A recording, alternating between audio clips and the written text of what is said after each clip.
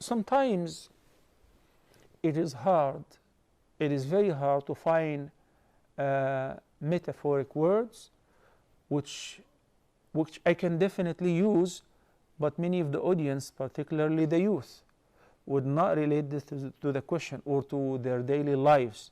So I would kindly request you to pardon me if I have to use some medical terms in order to be very clear and precise, so that the kids, the youth, the teenagers would know exactly what would make them in a state of major impurity.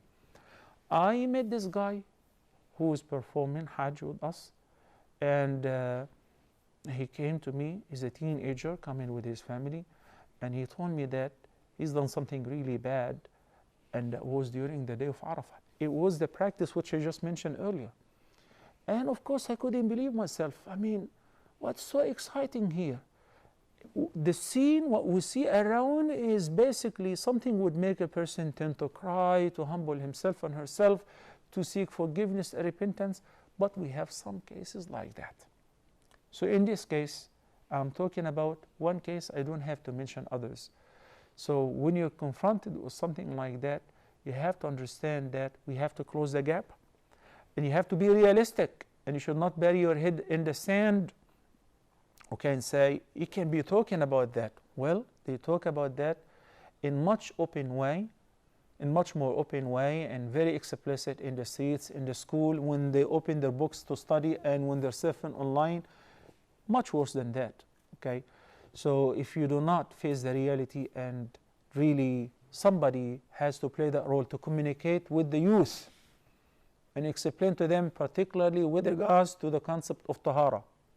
Because without tahara, the whole life is messed up.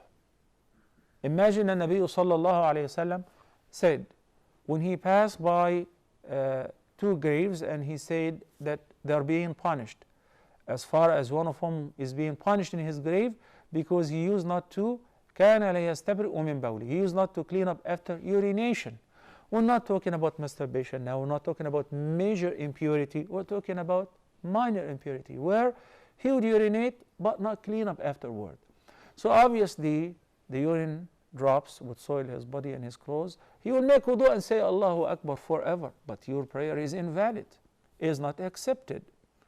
So I see people in Hajj, you get this chance while making wudu to see people urinating while standing, using the urinal or whatever, without bothering to use any water or tissues, and they just turn around to make wudu.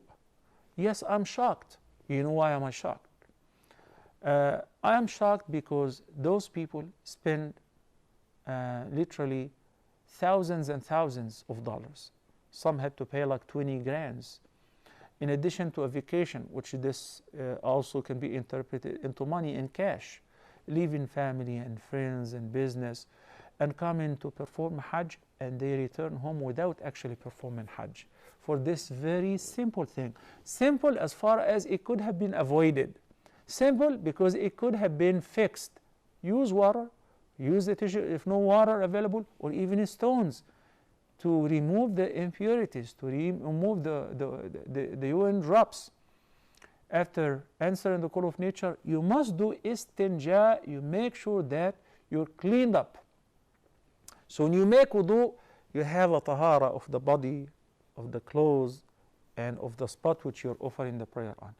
So I feel sorry for those people who may be very educated with regards to the dunya, but I see that they have gray hair, and I see that some of them is a dean of a college, a president of a university, a CEO of a company, and he doesn't know that he's not praying.